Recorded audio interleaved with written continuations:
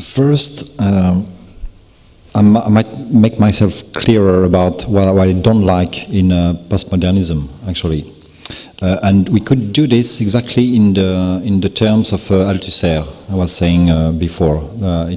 I'm playing the game. How does postmodernist discourse calls us out? By asking us, actually, where we come from. And the social sphere we're coming from, the sexual sphere we're coming from, the national, the cultural sphere we're coming from, is what has been asked, actually, by postmodernism since the last 25 years. The idea is, what are your origins? And through your origins, your starting point, what defines your so-called identity, then I will explain what you're doing and what you're saying. And that's what I criticize on postmodernism, actually. I don't think an identity has anything to do with origins. It has to do with where you're going to.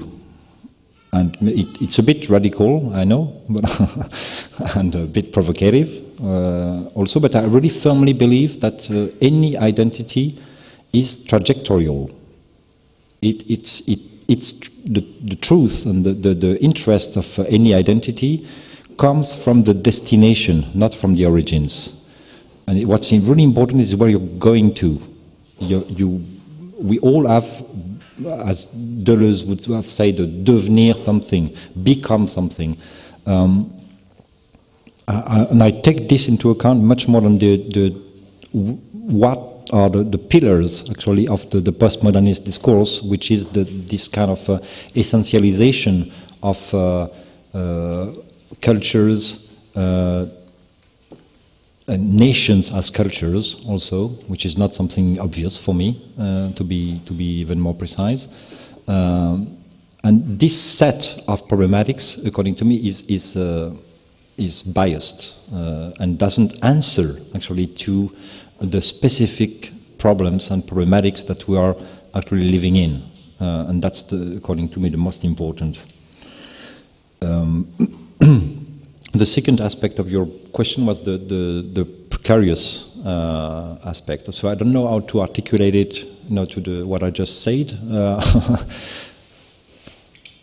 I would say that no, it's of course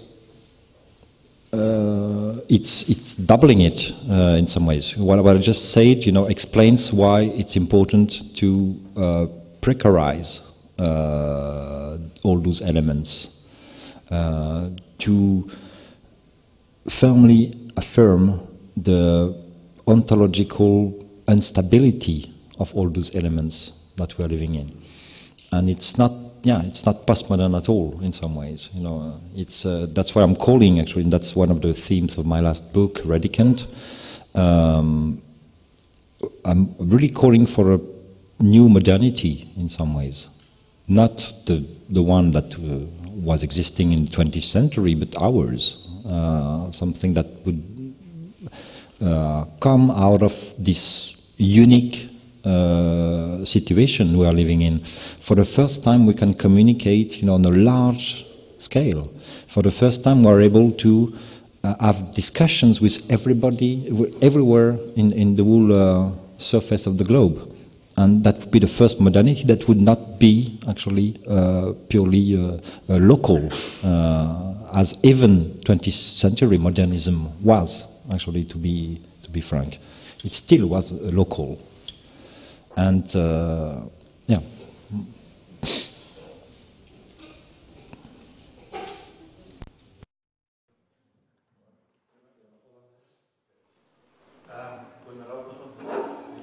Thanks very much for a very interesting talk. And I thought this was an interesting way of approaching it. I haven't really thought of approaching it from the angle of enemy of art, enemy of course.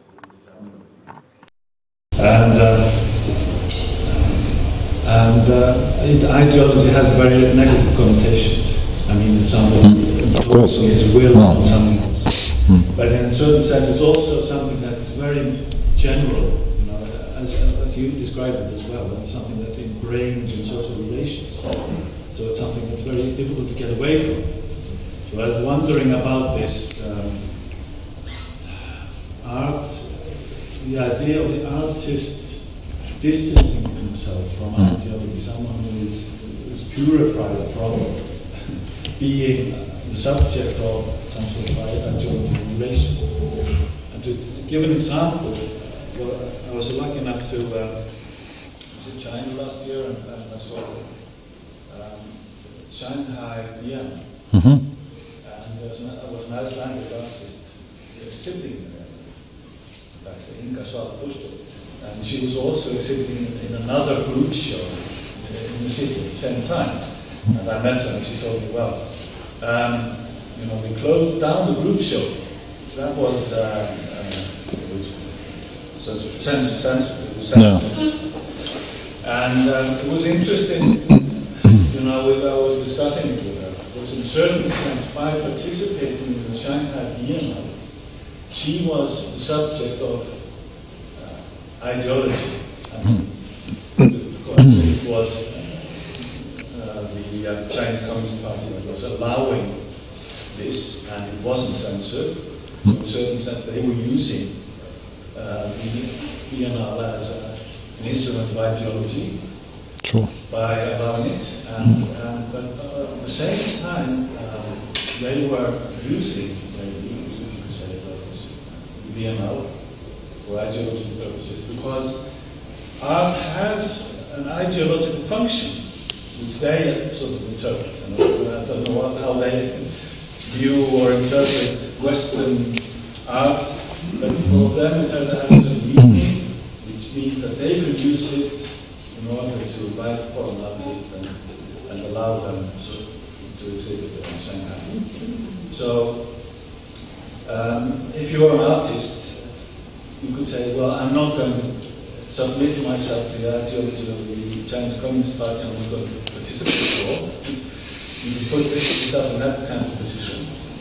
But if you do participate, you're putting yourself in the position of being always a potential subject of ideology, which is actually the position of all artists, not just in Shanghai, but also in the West, isn't it?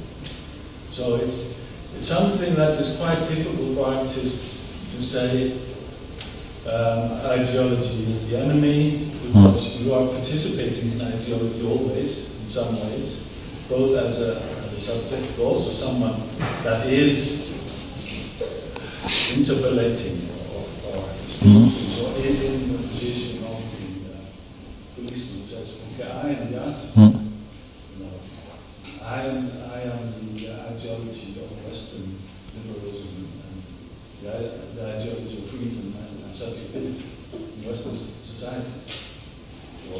True. I would say just you can go on, but just answering to this first aspect, you will notice that in the situation you're mentioning, it's not, in a way, it's not the artwork itself which is ideological, but the situation it is put in, and that's its instrumentalization for the purpose of a specific ideology that has to be taken into account, and then you have. I would not mix, let's say, the set of values, for example, either ethical or political, and the massivity of the ideology. No, I just was trying to maintain a difference between the two. Maybe it was not, precise enough. But I just had close. You see if you view it art, functional art in society from relational perspective, and relational as an interrelation, that it's something that can escape ideology in some way, or transform ideology into something else. Is that the idea of all the functional artists today? I think you cannot totally escape to ideology. I think it would be naive to think that you can locate yourself into a space that's totally beyond any boundaries. Anyway, I can explain what I think. Coming back to the structure of psychoanalysis, it's Lacan was saying it's the unconscious of the analyst who's in contact with the unconscious of the patient. Nobody's outside the unconscious, and if so, it doesn't work.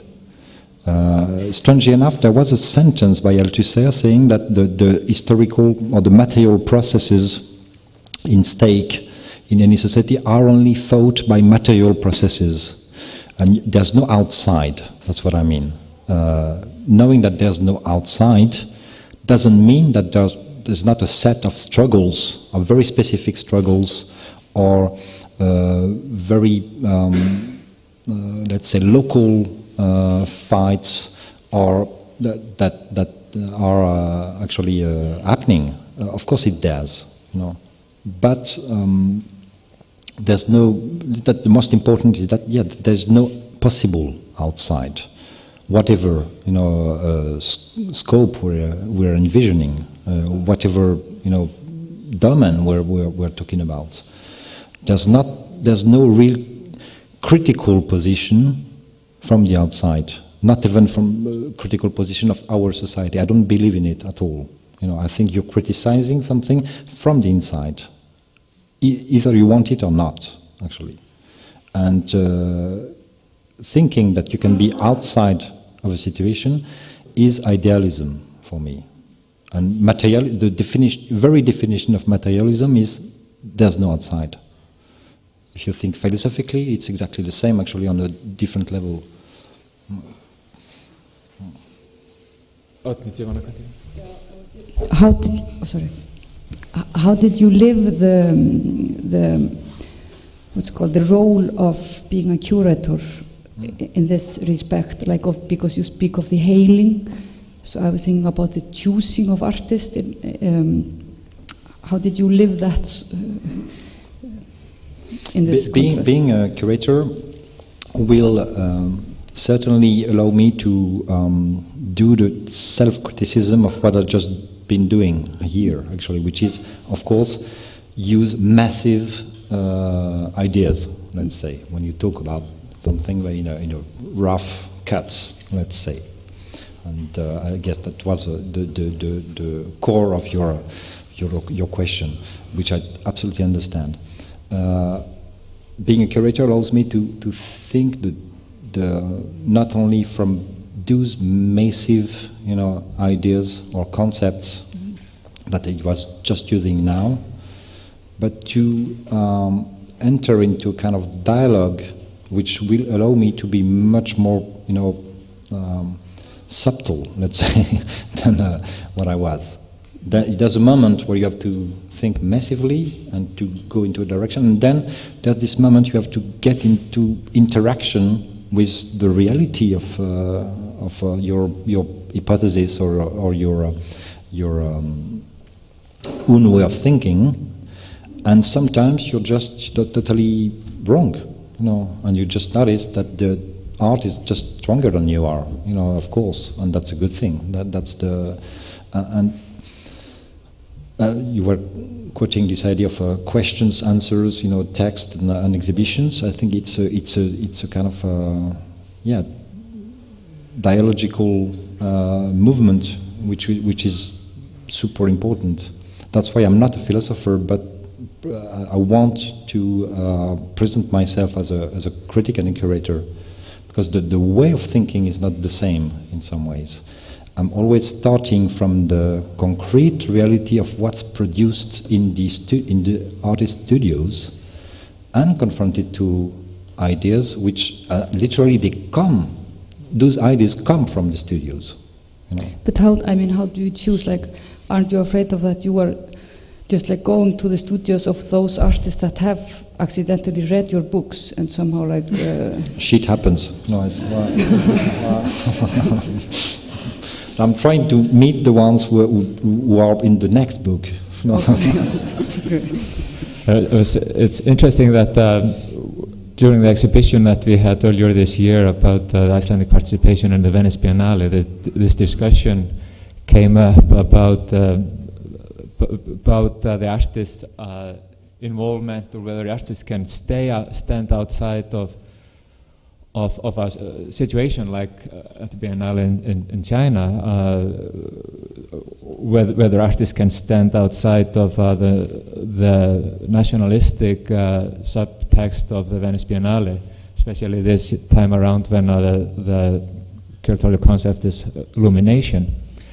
It was good discussion. It was not clear, but clear outcome of that. But the artists who are showing there for Iceland now are trying to, within that exhibition context, to question that subtext. But now you have curated international exhibition, large international exhibitions, and are working on the Athens biennial now. And I'm particularly interested in the Altermodern exhibition at Tate, which the book Altermodern, the Radicant comes out of. In that book you talk about, define altermodernity as, we say that it designates a construction plan that would allow new intellectual connections, the construction of space of negotiation. And it connected also to joining those who are heading toward the same place, which you just talked about. There you are trying to do something different. You're trying to lead people together to participate in this new negotiation in a very large international context. And I'm very interested in if you could say a little bit more about that, and also about how you're approaching the Athens Biennale, especially in these times when Athens and Greece and much of Europe actually is suffering economic hardship. First of all, maybe to add a more precise element to what I just said, you don't curate exhibitions with ideas. Actually, I really think that it's really important. Then you might have a kind of guiding light, but that's the most you should have, actually, in a way. And then it's a matter of organizing an intense and productive discussion between the artists. It's like I very often compare it to an opera, actually. As a curator, I think I write the story more or less, but it's the voices that are really important. And a good show, a good group exhibition for me is a show where you both understand the libretto, and you can understand what's going on, and you have a kind of commentary, permanent, subtitle, but which is never covering up the voices. If one element is missing, that's bad, according to me. You always have to find this equilibrium, this balance between the subtitle you're sometimes trying to include within the path of the beholder, and the way you want to bring him or her into a kind of it can be a kind of riddle, or it can be a kind of maze, or it can be a kind of cinematographic space, whatever it is. You still have to distinctly hear the voices of the artist. I think this is the most important. And concerning the next project I'm working on, which is very difficult, of course, because there's absolutely no money. But when I say no, it's no. And so that's the most difficult thing, is how to organize a biennial with $10, and that's the next stake of and the one I'm addressing at the moment, which is very interesting also. Actually, why should we need all the time lots of money? And there are solutions for it. So I'm trying to work on this kind of shoestring budget, question as a kind of motor, as a kind of energy to produce an exhibition. And can I ask you, isn't it in your ideas also how you work as a curator? Like what you're asking for after or after postmodernism or altermodernism? It's a little bit, it's like you can see, if I say it very simply, there are no trees, there are just crawling plants around the earth. You don't see, you say stop to all Looks the deep like roots. Iceland. And then there are these crawling interrelation like we have now with the net, and it's like you're opening up for a new world view, in a way, but with a good grounds in philosophy, and asking us to participate like you're maybe working as a curator, when you're working with a lot of artists, and you're, like you were saying, this opera. And for me it's a little bit, I was thinking it was quite similar in a way, because it's, in a way, you can say, an utopia, an idea. We want to construct and we want to understand where we are today. And you're searching and you're looking at ideas in the studios with the artists, and you say it in your book, but they are already there, and I'm trying to understand where they are. And if there is some similarities from your curating and these ideas you put forward in your Altermodern exhibition. That's a very good. It's something for me.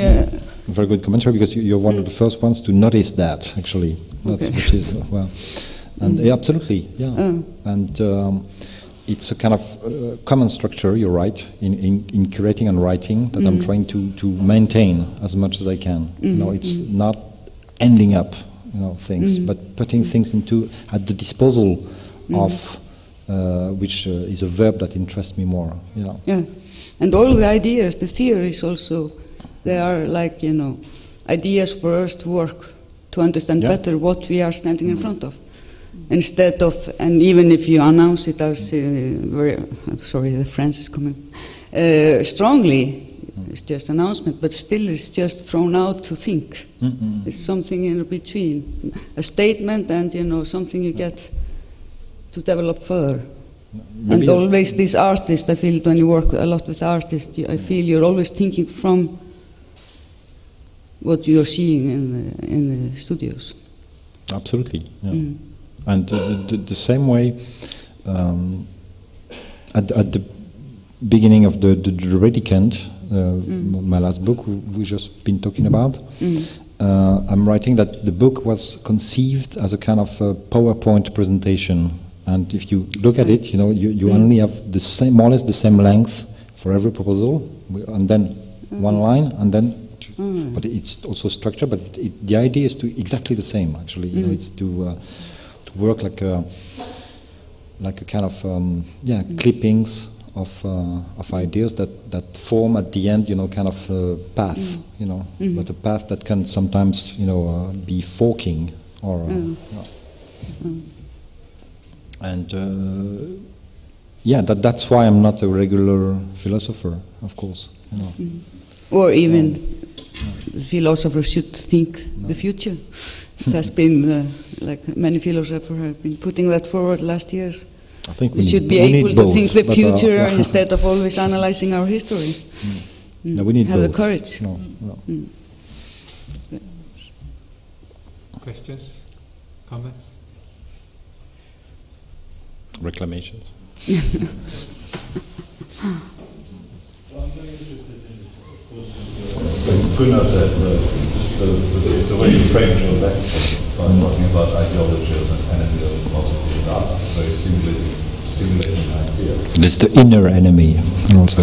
Right. Certainly inner enemy. But this pair that you put forward, passivity and activity, that's kind of should say central ground for the struggle, political struggle, or I guess artistic struggle, you would say, at least in a kind of social context. I'm not quite sure how you see that relating to the sort of other dichotomy that you put forward, the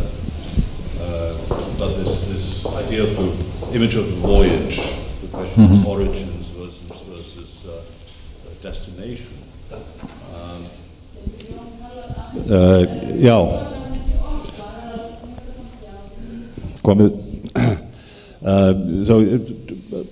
Where does it take us? If we think of the destination as a defining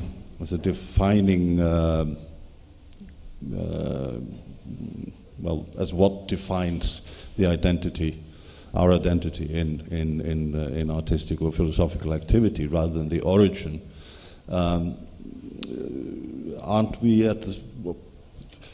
Aren't the two really the same? Because if we define the destination, if we see the destination as a defining moment, then is it not really serving the same purpose as the idea of the origin does in the postmodern critique of modernism? So kind of you turn the page, but it's really just the other side of the same argument.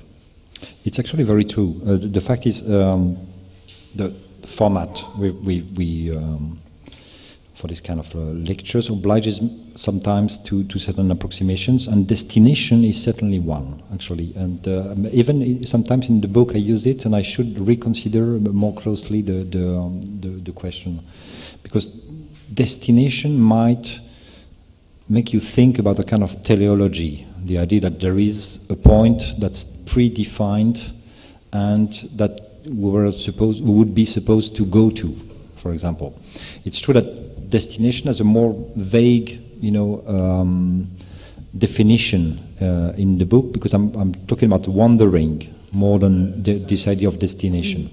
So here I did not, I was not precise enough. The same way, one could also say, and if I was to work more on this question of passivity, activity, one should not forget, for example, this whole zone that's defined by literary characters like Bartleby, for example. Bartleby, is it the Melville character in the short story of the same name, Bartleby, who was opposing to his chief, actually in a small office in New York. I would prefer not to. Do you want? Can you do this job? I would prefer not to. And this, but will you do it or not? I would prefer not to. Is it active or passive? It's really interesting. Somebody who says yes or maybe but does nothing. Is he or she active or passive? That's not that obvious. Let's think about some other characters like Oblomov, for example, by was it Goncharov? The character of it's a 19th century novel. It's Goncharov, you're right? Yeah, I had a hold suddenly. There are many characters and figures and patterns, actually, that are in between or belonging to both, that we should get more into. The same way, to come back to your question, destination might also be ambiguous in my words today. No, you're absolutely right to notice it. No. Because, of course, it would be then a kind of a simple delocalization of the same, which is I don't mean this as a like birth and death. Really a very critical point, but because the whole idea is this calling out, which I think you're perfectly right. This is a very important analysis in Althusser and generally that the subject is always called out. The subject is hailed, comes into being in response to some kind of a call. And of course, I mean, we could go all the way back to Hegel, really, and kind of unpacking this idea. But it also means that in an ideological or a political context, we have options as to how we respond. So So we can refuse the call. We don't have options when we're into the mechanical sphere. When it's what Althusser describes. Yeah, it's the fact that when it's mechanical, you don't choose your response. Then you can elaborate on it, and say, well, I shouldn't have. But one always does. Yeah. Do you think there's an ideology and a social order active in Greece at the moment that you have some goal of making precarious? Because I wonder if perhaps in the current climate where there are so many hard lines clashing, that actually this social order currently is sort of less explicit, or it's being entirely undermined. So I wonder in these circumstances if the objective changes, and instead of trying to seek precariousness, we're actually looking for some sort of moment of stability in which we can find something to engage with.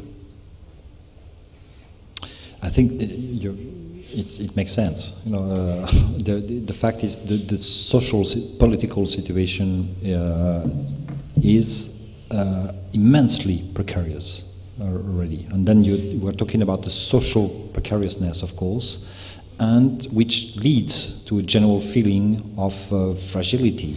That, of course, then you shouldn't add anything to it in some ways. And that's, talking about ideology, it's a moment of crack-up of ideologies, which brings a very specific situation, as far as I know. It's maybe the country in the world at the moment where you have this, this crack-up, this general crack-up, and this general precariousness and fragility to the highest point, I would say. So that's why it's interesting. And then art has to provide different answers to it, or raise different types of questions, I would say. So this call for art as a kind of precarious agent for precariousness is not something dogmatic. It answers also to very specific situations. When there's no need to do so, then you can skip to another set of problematics, of course. And that's what will happen actually in Greece, what happens in Greece at the moment. How would we translate the word precariousness into Icelandic?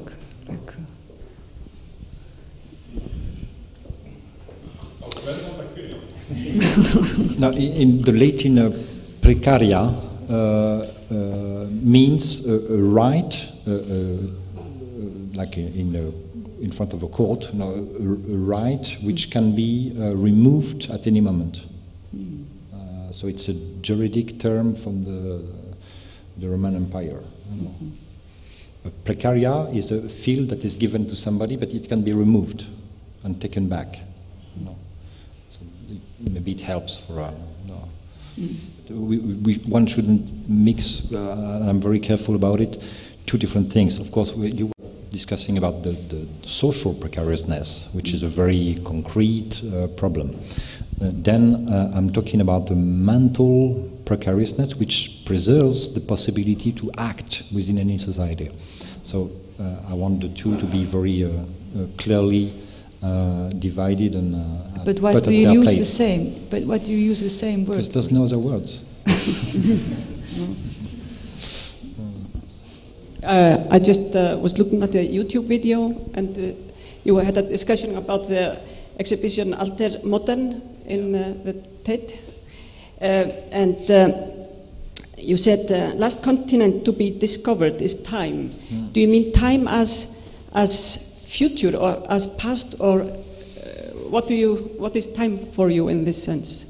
First, I was saying that because in reaction to a fact, an historical fact also, which is we are the first ones who actually live on a totally discovered planet. There's no blanks. There are no blanks anymore. There are no terra incognitas possible. Every single centimeter, or more or less, of the planet has been cartographed. So that's what leads me to to think that in the collective imaginary, it's true that time is a dimension which is much more explored today in two ways. It's a twofold ideas. The first one is the way artists are including time device into their works, actually, and elaborate on time and draw on time the same way you can draw on a space, actually. But the fact is, if I draw a dot on this wall, it's both a spatial thing, it's a form that I'm inscribing, but it's also the recording of an event, hence it's time, actually, and alluding to time. And the second element is the fact that today I tend to think that, you know, if you this trend, let's say, was very much present into the Altermodern exhibition. Artists are transforming themselves into archivists or archaeologists of our societies, and so, like detectives, even sometimes, tracking down one element which is belonging to our present and tracing it, you know, to find its origins or its ideological value, etc., etc. There are many examples possible, right? We could do one evening about it.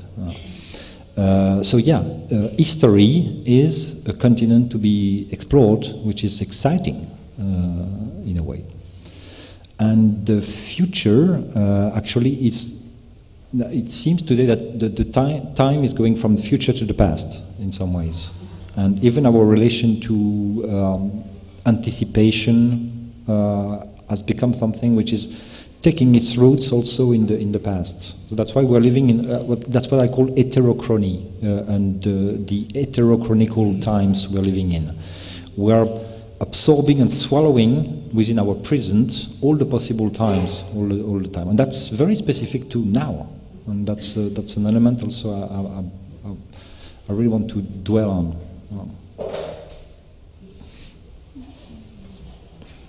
What about this consciousness, like the relation between the consciousness and the unconsciousness of the artist? How do you what does interest you in the? And how do you what's called proceed in the dialogue with artists that are not conscious? With the artists as if they are not conscious. If they are not conscious, they are bringing their unconscious. They are not represented by it. So you are bringing your own unconscious, right? Unconscious. Here. Yeah. Mine too. Okay, so we can talk also. So it's not a huge obstacle to any discussion whatsoever. Yeah, but how do you do you have any tricks to create this more like to direct the opera into more like unconscious spheres or conscious dialogue? I think here we should make a little turn and talk about the physicality of it in a way. You know, like Paul Valéry was saying, the painter brings his or her body, you know, and that's what differs from philosophy, for example. There's always a physicality, you know, in any artwork, and you could say, but yes, but conceptual art. And according to me, conceptual art is a mise en scène of the brain as a human function. It's about the nervous system and the brain, which has a physicality, even in any artwork by Lawrence Wiener or Joseph Kossut, or you know, it's and for example, you can see a very interesting piece by Robert Barry, in 1966, which was called Card File, connected to another one in 1971 called 1 Million Years by Onkawara, for example, and you have a whole reflection on the rise of the computer world, actually. The brain and the way the nervous system is put into action in conceptual art in the 60s is a commentary on the artificial intelligence. And that's really fascinating if you look at it from this point of view also. So, as the same way as their rational, the rationality of the conceptual art was physical for me into artworks, the unconscious, whatever, still is physical also, and that we are dealing with very concrete and material aspects of being it the feet or the brain. No, it's You made one interesting comment in your talk. You said that today the artist is in the role of the psychoanalyst, which is interesting because usually I think traditionally at least, we've thought of the artist on the other hand as the one who dreams, the fantasizer, the one who is. So it's the artist is on the bench. And society is in the chair analyzing the artist and trying to figure out what's happening with him. That's how society wants. You've turned it around. Now it's society on the bench and the artist in the psychoanalyst's chair trying to figure out what's going on in society. The first thing, which is the artist on the bench, is what society, and i.e. power, would like to see the artist, actually. And I think it's really important to affirm the exact opposite. It's like there's another set of metaphors that I've been using. It's like social reality is a film. It's like a movie. We know the scenarios, actually, but it's nothing than a pile of screenplays and scenarios. Being married, working, the way people, the rules, for any labor, etc., etc., all scenarios. It's written scripts that we are following, actually.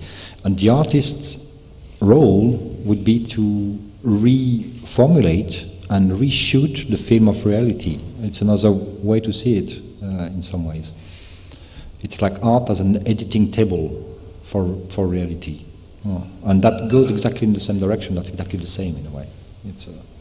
But it's very good for the artist that if he's doing that maybe that somebody like you is with him.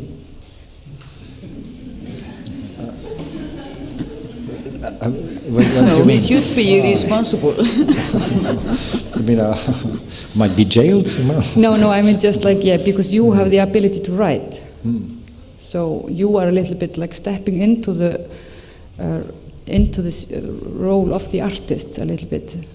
Doing what? It's like writing from within this artistic space. I don't think so. I don't have the feeling or the impression that I'm doing the same job at all. But it's what I was saying before. It's like if you want to, as an analyst, if you want to analyze a patient, it's your unconscious too that has to be connected with his. You're not in the position of the sujet supposé savoir, which is the definition of the analyst according to Lacan. The subject supposed to know. It's not a good translation, but I'm not this one in some ways, and it's a set of echoes in some ways. It's echoing thought. But one should elaborate on it. No, I'm not absolutely satisfied of this definition. But what I want to assert is there is a line actually between the two, even if it's a filigranic line. It's different from before, maybe the line, but it's still a line. Yeah, maybe it's more sinusoidal. And so this is my question: what do you think happens to an artwork when it becomes mass-mediated? How is this sort of altering the way that an artwork has its, how it operates? Because obviously then it starts to become appropriated and interpreted before it's ever experienced. I think being mass mediated does not modify the nature of the object itself. Because I really believe the meaning anyway comes from the situation things are caught within.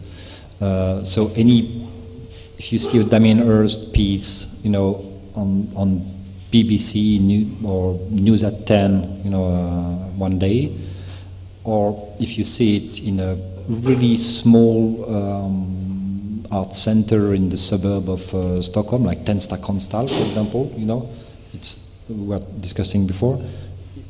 It's almost two different sets of meanings also, and we have to cope with it in some ways. I tend to think that art criticism, it's ballistics, you know. It's not about trying to criticize the idea of the static in general. I think that the position of the art critic is to be a ballistician. You know, ballistics is the science of trajectories. You study the trajectory of a bullet, for example, or a ball, or whatever, any moving object. And that's your question raises exactly this matter in some ways. You know, we have to follow the trajectories of the artworks in different contexts and observe the modification of their meanings in a different set of rules and situations and positions, you know, wherever they are shown, wherever they are mass mediated or ignored, whatever. It's a whole science of trajectories. So the art critic is a ballistician and should be, well, at least. So I'm wondering about your claim to the fact that the artist is well, the way you put it, metaphorically reshooting the film. What is the status of that claim? Is that a prescriptive claim? Is it a descriptive claim? Is it definitional? You aren't an artist unless you're doing that. So, could you I think all those adjectives are joining together at some point, you know, in some way, describing. For example, when I was writing Relational Aesthetics, it was the very, you know, attempt to find the common point between 20, 15 artists that were actually working under my eyes, and I was wondering what was their common thing, actually. What was the concept or the notion that was actually their common ground. And the idea came out of it. And then you could say I'm descriptive. 10 years later, people say, but you're prescriptive. People read your book and then they started to work different way. Then you're prescriptive, sorry. So from this exact same discourse, you know, and depending on the situation of this discourse, you know, you can be accused of, you know, being too descriptive or too prescriptive. And that's the problem. So at this moment, I'm still descriptive. So take the painter. How long does it really take for it to be prescriptive? So take someone who spends his life or her life painting still life, say, late 19th century. Is that person reshooting the film somehow? I think it has nothing to do with any hierarchy of mediums, actually. I absolutely think that one can be hyper-contemporary and produce a totally new thought, a new vision of our times with a pen, and being totally old-fashioned and ridiculous using the most elaborated or complicated set of computer softwares, you know. So it has nothing to do with mediums, I think. You know, one can be, you know, it's a matter of adequation between the medium and the vision. The only definition I ever adopted as mine, which is actually at the end of Relational Aesthetics, is art, if I remember well, is an activity that consists in materializing relations to the world with objects, signs, forms, gestures, whatever. So what is in judgment is the quality, the originality, and the pertinence in a certain time of this vision. Your vision of the world can also be expressed through a still life or a portrait or whatever. You know, it's absolutely. It really depends on the intensity of the content of the work, which is also formal content, of course. But, so this is to answer fully your question. It's not this kind of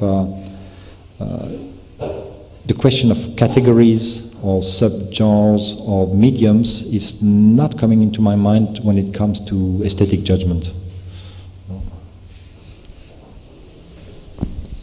I was just wondering, when you speak of the role of the artist as the one who deciphers the language of society, and then you quoted Pasolini to speak the language of reality. Mm-hmm. And I was just wondering, in relation to this, which reality you speak of, and the reality of media, or what reality are we actually approaching in this aspect?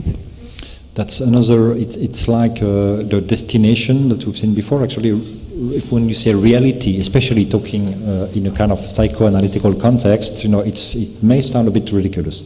Especially because, for example, when you consider the Lacanian triad, the real, the symbolic, and the imaginary, of course, what Lacan calls the real has nothing to do with the common and the vulgar meaning of the word reality, of course. So what do we call reality? That's a good question, and I'm not certain of possible definitions of it. Let's say that we can have a kind of transitory definition of this word, of this notion, and an ephemeral one in some ways, and that's the only one I see clearly. It's the fact that we can agree on us being in the same room. We can agree on something, you know, that, for example, the walls are white. It's in a way reality because we can agree on it. But maybe somebody who's Daltonian, for example, in this room can see them grey. So I think reality is a product of negotiation, and that's the only possible definition that could be made in some ways. Otherwise, reality is a void. It's a kind of empty concept that has no real concrete existence also. So the real in a psychoanalytical context has a very specific meaning in the Lacanian psychoanalysis. Reality is a kind of commodity, I would say. It's a word you use when you to allude to a very specific situation that you're not absolutely certain of.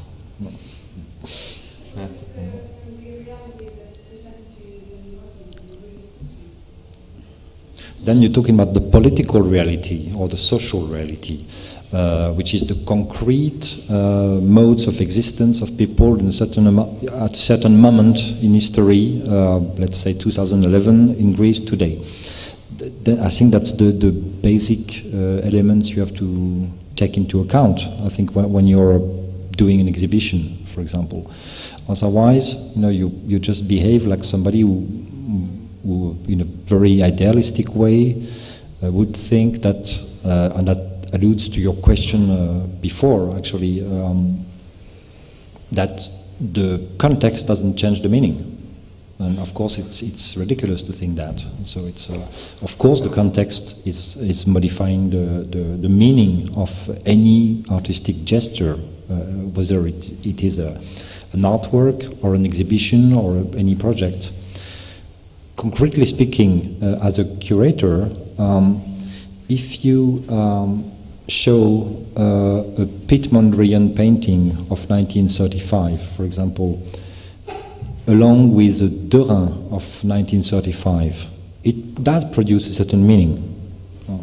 If you install the same Mondrian painting besides a Liam Gillick work of 2011, it does totally modify the way you're seeing the Mondrian, and according to the vicinities, the neighborings in a room, in any museum, you will totally transform the meaning, not maybe totally, but you will influence the meanings and networks of meanings. Thank you, and thank you all for a good discussion. Thank you very much for your questions.